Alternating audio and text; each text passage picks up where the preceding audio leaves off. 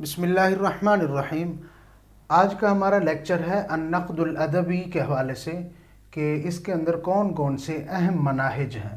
یہ صفحہ نمبر 151 اور 152 اختبارات اللغت العربیہ میں موجود ہے کہ اہم اس کے 5 مناہج ہیں۔ ویسے تو اس کے اور بھی منہج ہیں، کتاب میں 4 لکھے ہوئے، ہم نے یہاں المنہج الاجتماعی اس کا ایک کا اضافہ کیا، یہ بھی اہم ہے۔ تو پہلا ہے المنہج الفنی، المنہج الذي يذهب في النقد الادبی الى دراسة النتاج الادبی من حيث هو فن۔ المنہج الفنی یہ ہے کہ فنی اصولوں کو اور ضوابط کو سامنے رکھ کر جو ادب کے نتائج ہوتے ہیں اس کی طرف توجہ کی جائے۔ تو یہ ادب کے نتائج کی طرف توجہ کرنا فنی اصولوں کو سامنے رکھتے ہوئے یہ منہج فنی کہلاتا ہے۔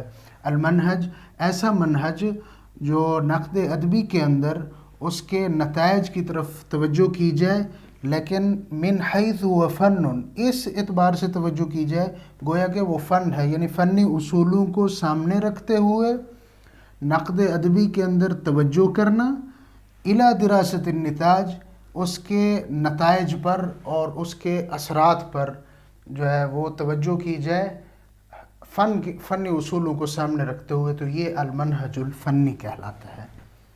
اس کے بعد ہے المنہج التاریخی، ان کا نظریہ کیا ہے؟ یہ منہج الذی یری ان الادب ولید البیئہ، یہ منہج تاریخی کا نظریہ یہ ہے کہ ادب جو ہے یہ ماحول سے نکلتا ہے۔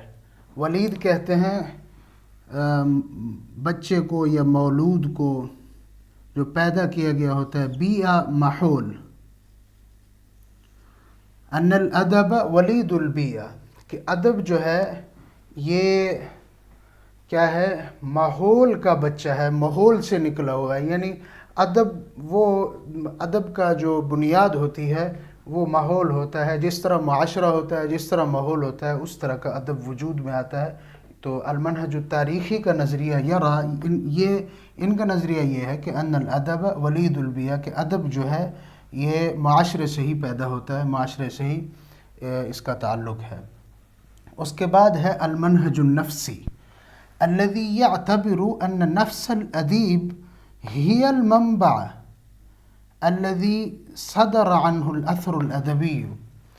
المنہج النفسی کا مطلب یہ ہے کہ ان کا نظریہ یہ ہے کہ ادیب کا جو نفس ہوتا ہے، ادیب کا جو صلاحیت ہوتی ہے، وہی ادب کا اصل منبع ہے۔ نفس الادیب، ادیب کا ہی جو باطنی نفس ہے وہ المنبع الذي صدر عنه الاثر الادبی، کہ وہی اس چیز کا منبع ہے اور وہیں سے ہی بنیاد ہے کہ جہاں سے ادبی اثر جو ہے ظاہر ہوتا ہے۔ تو تاریخی کے ہاں یہ ہے کہ ادب کا وجود جو ہے وہ معاشرے سے پیدا ہوتا ہے، اور ان کا یہ ہے کہ ادب کا وجود جو ہے وہ ادیب کے اندر سے ہی نکلتا ہے۔ ادیب جو کچھ کہہ دیتا ہے، جو اس صادر عنہ الاثر الادبی، جو کچھ اس کے اثر ادبی اثر سے ظاہر ہوتا ہے یا نکلتا ہے، وہی ادب کہلاتا ہے۔ یہ المنہج النفسی ہے۔ اس کے بعد ہے المنہج البنیانی، کہ الذي يعتمد على مبدأ اساسی وهو ان الظواہر لا تعنی شيئا وهي معزولة۔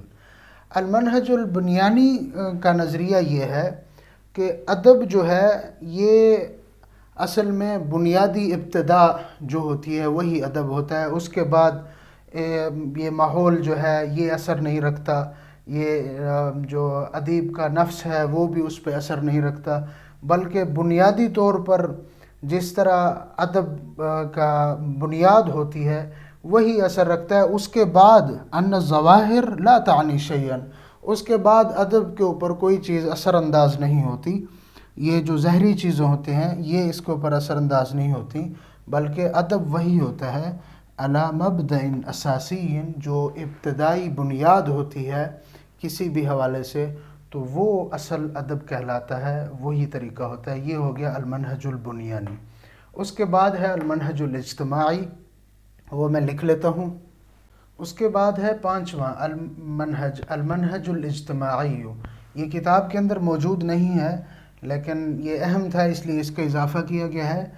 تو المنہج الذی یہتم بالاعمال الادبیۃ التی تصور المجتمع بخیرہ وشرہ، یہ المنہج التاریخی اور المنہج الاجتماعی یہ تقریباً ایک دوسرے کا عکس ہیں۔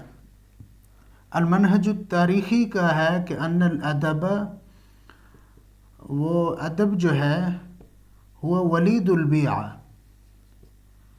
کہ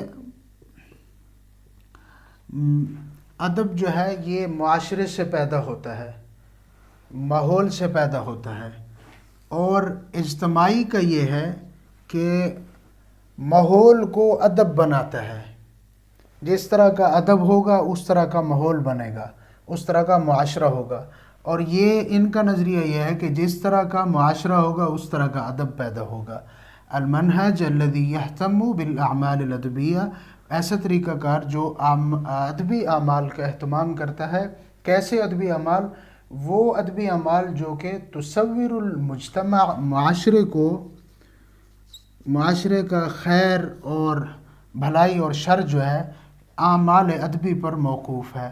یعنی جس طرح کے ادب ہوگا، جس طرح کا اچھا ادب ہوگا اس طرح کا معاشرہ بنے گا، اور اس طرح کا اگر ادب اچھا ہوگا تو معاشرہ اچھا ڈیولپ ہوگا۔ اور ان کا یہ ہے کہ ادب جو ہے وہ معاشرے سے نکلتا ہے، جس طرح کا معاشرہ ہوگا اس طرح کا ادب ہوگا۔ اگر آپ کو یہ ویڈیو اچھی لگی ہے تو ویڈیو کو لائک کریں، شیئر کریں اور چینل کو سبسکرائب کریں۔